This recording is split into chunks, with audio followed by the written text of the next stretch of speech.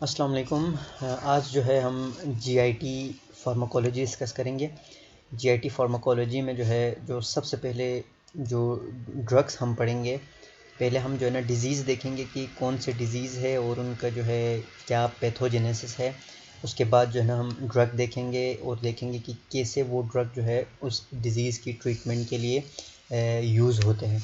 तो फर्स्ट जो डिज़ीज़ है हमारा वो है drug for acid peptic disease, यानी कि वो डिज़ीज़ जिसमें जो है हमारे जो स्टमक है उनमें जो है एसिड प्रोडक्शन ज़्यादा कराती है।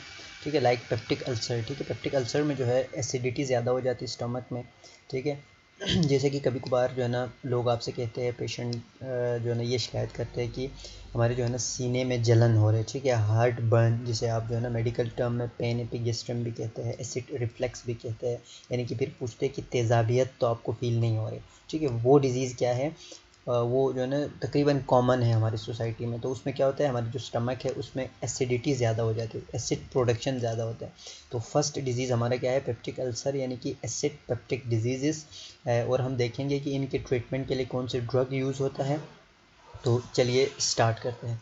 फ़र्स्ट ऑफ़ ऑल अगर हम स्टमक को देखें तो इसकी एनेटमी, नॉर्मल एनेटमी यूँ है।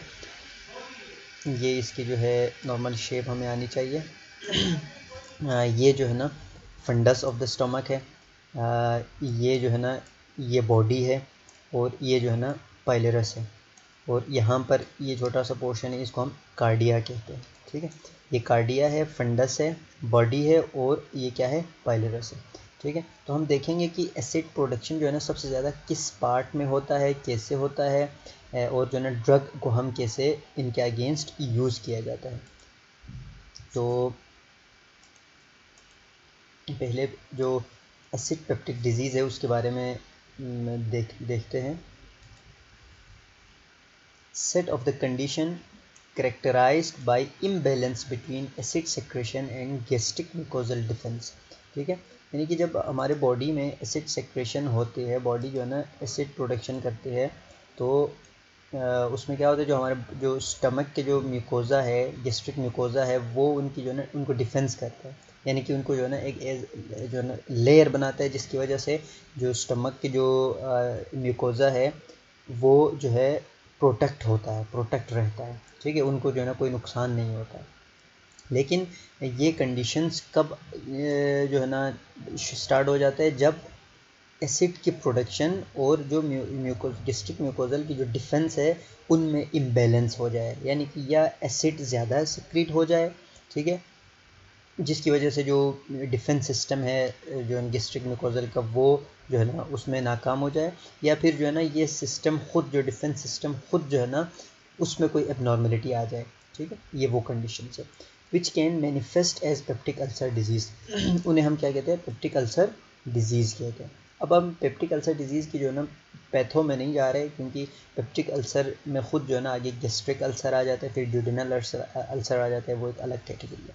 ठीक है, पेप्टिक अल्सर डिजीज़ आ जाता है, फिर जो है ना इसमें क्या आता है, गेस्ट्रो एसोफेजियल रिफ्लेक्स आ जाता है, जर्ड आप जिसे कहते हैं। ठीक है, और स्ट्रेस रिलेटेड म्यूकोजल इंजरी। ठीक है, जो कहते हैं ना कि वहम ज़्यादा होने से भी एसिडिटी हो जाती है, स्ट्रेस ज़्यादा लेने से भी एसिडिटी हो जाती है।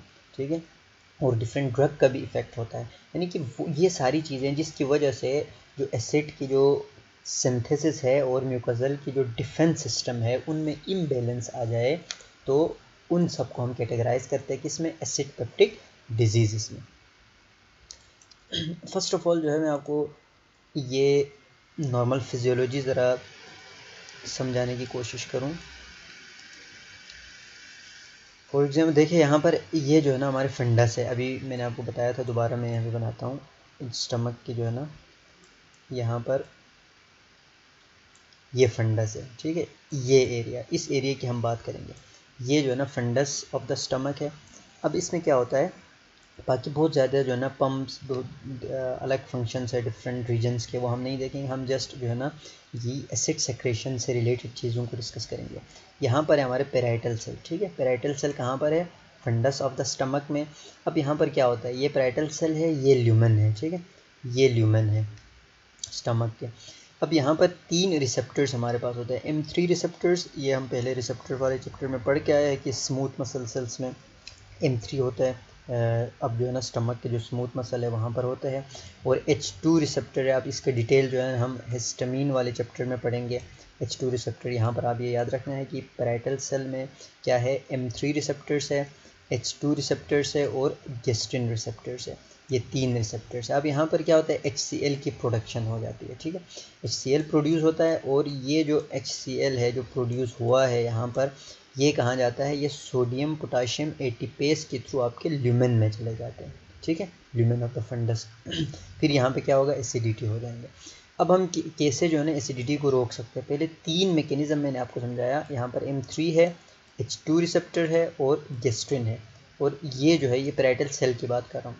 और यहाँ पर हाइड्रोजन पोटाशियम एटीपेस है, याद रखना है सोडियम पोटाशियम नहीं, हाइड्रोजन पोटाशियम एटीपेस के थ्रू वो HCl जो प्रोड्यूस हुआ है ये कहाँ पर होगा, ल्यूमेन में चले जाएंगे, ठीक है, जिसकी वजह से एसिडिटी ज़्यादा हो गया। अब पेशेंट आया एसिडिटी के साथ, तो हम क्या करेंगे, या तो इसको हम ब्लॉक कर सकते हैं, या तो इसको हम ब्लॉक कर सकते हैं, या तो इसको हम ब्लॉक कर सकते हैं, या फिर जो है हम हाइड्रोजन पोटाशियम एटीपेस को इनहिबिट कर सकते हैं। देखिए हमने किसी तरीके से ये जो ल्यूमेन है ना ल्यूमेन में हमने एसिड को आने नहीं देना, ठीक है।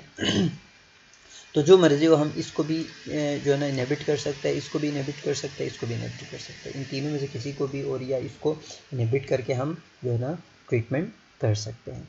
तो अब हम जो है ना देखेंगे फर्स्ट ऑफ ऑल ये क्या है, प्रोटॉन पंप इनहिबिटर्स, ठीक है। अब प्रोटॉन पंप इनहिबिटर्स का मैकेनिज्म ऑफ एक्शन क्या है, ये irreversibly bind to hydrogen potassium ATPase enzyme, जो अभी मैंने आपको बताया कि यहाँ पर है ये हाइड्रोजन पोटाशियम एटीपेस, ठीक है, हाइड्रोजन पोटाशियम एटीपेस को क्या करेगा, ये इनहिबिट कर देगा, क्या, प्रोटॉन पंप इनहिबिटर PPI, ठीक है, ये बहुत इंपॉर्टेंट ड्रग है, इसका मैकेनिज्म ऑफ एक्शन, इससे रिलेटेड सब कुछ आना चाहिए, ठीक है। प्रोटॉन पंप इनहिबिटर का हमने फर्स्ट क्या देखा, इसका मैकेनिज्म ऑफ एक्शन क्या है, ये जो हाइड्रोजन पोटाशियम एटीपेस है। अब हाइड्रोजन पोटाशियम एटीपेस कहाँ पर होता है, जो हाइड्रोजन पोटाशियम एटीपेस है वो पैराइटल सेल में, ठीक है, पैराइटल और जो है पैराइटल सेल के ल्यूमिनल साइड पे, ठीक है। अब इसने जो है ना इसको ब्लॉक कर दिया, जिसकी वजह से HCl अंदर नहीं जा पाएगा। अब देखिए this bound prevent the movement of the hydrogen ion from the parietal cell into the stomach, ठीक है, वही चीज़ हमने डिस्कस किया। रिजल्ट एक्लोरेडिया, ठीक है, all gastric acid secretion is blocked, सारे जितने भी गैस्ट्रिक एसिड सेक्रेशन थे सब ब्लॉक हो गए। In order to return to the normal acid secretion the parietal cell must synthesise new. अब देखो ये इंपॉर्टेंट है, एक जो है ना इसने हाइड्रोजन पोटाशियम एटीपेस को इनहिबिट किया और जो है ना इरिवर्सिबली किया, ठीक है, एक बार आपने ये मेडिसिन दे दिया, ये जिस पम्प को इसने इनहिबिट कर दिया वो पम्प दोबारा फंक्शनल नहीं हो सकता, वो परमानेंटली ब्लॉक्ड हुआ है। अब अगर जो है ना पैराइटल सेल ने न्यू जो है ना अगर एसिड सेक्रेट करने के लिए पैराइटल सेल को क्या करना होगा, न्यू जो है ना हाइड्रोजन पोटाशियम एटीपेस पंप बनाना होगा, ठीक है, जो जो एक बार ब्लॉक हुआ है वो परमानेंटली ब्लॉक हो जाएगा, ये इसका मैकेनिज्म ऑफ एक्शन था। अब जो है ना प्रोटॉन पंप इनहिबिटर के नाम आने चाहिए, कम से कम इन 4 के नाम जो है ना लाजमी आने चाहिए। तो मैंने निमोनिक भी बनाया, ठीक है, पोर, ठीक है, आप पोर से याद रख सकते हैं, पेंटोप्राजोल, ओमिप्राजोल, रेबाप्राजोल और इसोमिप्राजोल, ठीक है, पोर से भी आप याद रख सकते हैं, या फिर जो है ना आप यहाँ पर प्राजोल के नाम से भी आप याद रख सकते हैं, ठीक है। Pantoprazole, omeprazole, rabeprazole and esomeprazole. तो चीज़ें देख लिया, first of all mechanism of action देख लिया, ठीक है, कैसे किस तरीके से ब्लॉक करता है इरिवर्सिबली, ठीक है। और अगर न्यू जो है ना नॉर्मल एसिड सेक्रेशन के लिए क्या करना होगा, पैराइटल सेल को न्यू हाइड्रोजन पोटाशियम एटीपेस बनाने होगा, और इनके जो है ना नाम जो है ना यहाँ पर आपने देखना है, जो है ना लिसानोप्राजोल, जोलिपेक, ठीक है, इसके जो है ना जो नेम आमतौर पर यूज़ होता है, और जो है ना ओमीपैक, ओमिप्राजोल, ओके, राइजिक, ये आपको पता है राइजिक बहुत ज़्यादा यूज़ होता है, कॉमन है, ओमिप्राजोल को कहते हैं, PPI है, प्रोटॉन पंप इनहिबिटर। अब इसको देखकर आपको सब कुछ आना चाहिए, मैकेनिज्म ऑफ एक्शन और जो है ना ड्रग्स के नाम, किस तरीके से वो करता है, कहाँ पे जाके करता है, ठीक है, स्टमक के किस पार्ट में जाके करते हैं, ये सारी चीज़ें आनी चाहिए। अब क्लिनिकल यूजेस क्या है, पहले डिटेल में डिस्कस किया है। कि जितने भी कंडीशंस जिसमें एसिडिटी ज़्यादा हो रही हो, स्टमक की एसिड प्रोडक्शन ज़्यादा हो रही हो, तो किसी भी कंडीशन में हम दे सकते हैं। पेप्टिक अल्सर में दे सकते हैं, गैस्ट्रोएसोफेजियल रिफ्लक्स डिजीज़ में दे सकते हैं, नॉन अल्सर डिस्पेप्सिया में भी दे सकते हैं, और जो है स्ट्रेस रिलेटेड म्यूकोसल ब्लीडिंग में भी दे सकते हैं। ट्रीटमेंट ऑफ गैस्ट्रिनोमा में भी आप ये दे सकते हैं। अब इसके एडवर्स इफेक्ट बहुत इंपॉर्टेंट है, बहुत ज़्यादा इंपॉर्टेंट है। जो ना फर्स्ट एडवर्स इफेक्ट क्या है, ये विटामिन B12 की डिफिशिएंसी कराता है। ठीक है, विटामिन B12 की डिफिशिएंसी कराता है, हेडेक कराता है। ठीक है, और जो है ना inhibitor of proton P450 enzyme इसको इनहिबिट करता है।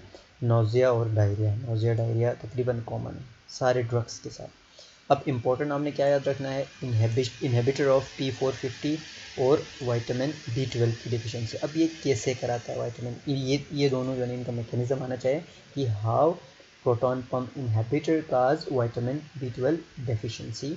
या जो है ना एक और चीज़, ये जो है ना गायनिकोमेस्टिया, गैलेक्टोयूरिया, ये जेनेटिकल जो है ना रिलेटेड डिजीज़ है वो विकास करता है। ये कैसे करता है, तो हम ये दोनों देखेंगे। First of all, how proton pump inhibitors causes gynecomastia in male and galactorrhea in female, यानी कि कैसे करता है। तो अभी मैंने आपको बताया कि ये क्या करता है, प्रोटॉन पम्प इनहिबिटर जो है P450 जो एंजाइम है लिवर में, इसको ब्लॉक कर देता है। अब इस एंजाइम का नॉर्मल फंक्शन क्या है, मैंने एक वीडियो भी शॉर्ट से वीडियो बनाकर यूट्यूब पर अपलोड किया हुआ है, आप देख सकते हैं कि कौन कौन से ड्रग्स। पहले मैंने इस एंजाइम का P450 एंजाइम का जो है नॉर्मल फंक्शन डिस्कस किया है। उसके बाद जो है ना कौन कौन से ड्रग्स है जो इसके जो एक्शन है उसको इंक्रीज़ करता है, और कौन कौन से ड्रग्स है जो इसके जो एक्शन को डिक्रीज़ करता है। इंक्रीज़ करने से क्या इफेक्ट आता है बॉडी पर, डिक्रीज़ करने से क्या इफेक्ट आता है। बहुत इंपॉर्टेंट जो है ना कंसेप्ट है, बहुत इंपॉर्टेंट जो है ना क्वेश्चन है। तो ये आप जो है ना यूट्यूब पर जाकर देख सकते हैं, 4 से 5 मिनट की वीडियो है। ठीक है, अब ये जो है प्रोटॉन पम्प PPI जो है वो क्या करता है, इस एंजाइम को इनहिबिट करता है। अब इस एंजाइम ने क्या करना होता है, इस एंजाइम ने जो है ना एस्ट्रोजन को मेटाबॉलिज्म करना होता है। अब जब ये एंजाइम इनहिबिट हो जाएंगे तो एस्ट्रोजन की मेटाबॉलिज्म रुक जाएगी, जिसकी वजह से इस एस्ट्रोजन के लेवल जो है ना बॉडी में इंक्रीज़ कर जाएंगे। ठीक है, एस्ट्रोजन इंक्रीज़ होने की वजह से प्रोलैक्टिन इंक्रीज़ होगा। प्रोलैक्टिन इंक्रीज़ होने से क्या होगा, मेल में गायनिकोमेस्टिया, इरेक्टाइल डिस्फंक्शन जैसे जो है ना एबनॉर्मलिटीज़ काज करेंगे, और फीमेल में मेंस्ट्रुअल डिस्टर्बेंस, हार्मोनल डिस्टर्बेंस, और जो है ना गैलेक्टेरिया जैसे डिजीज़ एबनॉर्मलिटीज़ काज कर सकते हैं। तो ये कंसेप्ट आनी चाहिए। उसके बाद दूसरा important, how proton pump inhibitors causes vitamin B12 deficiency. Vitamin B12 deficiency कैसे करते हैं, ये बहुत सिंपल है। ये आपके स्टमक हो गया। ठीक है, अब जो विटामिन B12 है, ये स्टमक जो है ना इसमें एसिडिटी है। ठीक है, HCl है। ठीक है, विटामिन B12 को यहाँ से एब्जॉर्ब होने के लिए एसिड वाला माहौल होना ज़रूरी है। एसिडिटी, स्टमक में एसिडिटी होगी तो जो है ना एसिड होंगे तो विटामिन B12 जो है एब्जॉर्ब होगा। लेकिन जब आपने PPI देकर एसिडिटी को ख़त्म कर दिया तो विटामिन B12 भी एब्जॉर्ब नहीं कर पाएगा, तो जिसकी वजह से क्या होगा, विटामिन B12 डिफिशिएंसी होगा। तो ये थे PPI के जो है ना हमने सब कुछ देख लिया, इससे रिलेटेड मैकेनिज्म ऑफ एक्शन। ठीक है, इनके ड्रग्स के नाम, क्लिनिकल यूजेस, और जो है एडवर्स इफेक्ट, और कुछ important points related to the adverse effect, ये सारा कुछ डिस्कस कर लिया है। आई होप कि आपको कोई कन्फ्यूजन नहीं होंगे इस टॉपिक से रिलेटेड। तो चलिए मूव करते हैं नेक्स्ट टॉपिक की तरफ। अब हम जो है H2 रिसेप्टर एंटागोनिस्ट देखेंगे। जैसे कि ऊपर मेंशन हुआ था, हम इन तरीक़ों से जो है एसिडिटी को कम कर सकते हैं स्टमक में। M3H2 एंड गैस्ट्रिक जो पंप है, लेकिन इससे रिलेटेड कोई मेडिसिन अभी तक जो है ना नहीं बनाया गया, इसको ब्लॉक नहीं किया जाता। बाकी जो है ये वाला हमने देख लिया PPI। ठीक है, PPI। इसके बाद हम देखेंगे H2 रिसेप्टर ब्लॉकर, यानी कि H2 रिसेप्टर्स के एंटागोनिस्ट को हम देखेंगे। इससे डिटेल जो है H2 रिसेप्टर एंटागोनिस्ट, इस H2 रिसेप्टर से रिलेटेड हम जो है ना कम्प्लीटली हिस्टामीन वाले चैप्टर में पढ़ेंगे, उस वीडियो में डिस्कस करेंगे। अभी यहाँ पर जस्ट आपने यही याद रखना है कि इनका मैकेनिज्म ऑफ एक्शन क्या है, कि ये H2 रिसेप्टर जो कि स्टमक में है उसको जाके ब्लॉक कर देते हैं। और इनके नाम आने चाहिए निज़ाटिडीन, फेमोटिडीन, रैनिटिडीन और सिमिटिडीन। सिमिटिडीन बहुत इंपॉर्टेंट है, ठीक है। अच्छा, इसके जो है ना निमोनिक आप ऐसे याद रख सकते हैं कि निज़ाज फैमिली रेन टू सिनेमा, ठीक है। निज़ाटिडीन, फेमोटिडीन, रानिटिडीन, सिमिटिडीन, यानी कि हर आखिर में जो है ना टिडीन आता है, टिडीन टिडीन टिडीन, ठीक है। Nizatidine, famotidine, ranitidine and cimetidine. Mechanism of action क्या है? Inhibit acid production especially at night by blocking H2 receptor, ठीक है। H2 रिसेप्टर को ब्लॉक करते हैं स्पेशली जिनको नाइट टाइम जो है ना एसिडिटी होती है, उनमें ज़्यादातर ये इस्तेमाल की जाती है ये मेडिसिन। अब क्लिनिकल यूज़ क्या है? वही जो हर डिजीज, वो हर वो कंडीशन जिसमें एसिड प्रोडक्शन ज़्यादा हो, gastro-oesophageal reflex disorders, peptic ulcer disease, non ulcer dyspepsia, stress related, ठीक है। Should administer 30 minutes before food, ठीक है। फूड से 30 मिनट पहले, खाना खाने से 30 मिनट पहले देना है, क्योंकि जब खाना खाते हैं तो क्या होता है, ये डिक्रीज़ करते हैं, उसकी एब्जॉर्प्शन को डिक्रीज़ करते हैं H2 रिसेप्टर, यानी कि टिडीन आते हैं आगे। और जो है ना प्रोजोल किस में आता था? PPI में,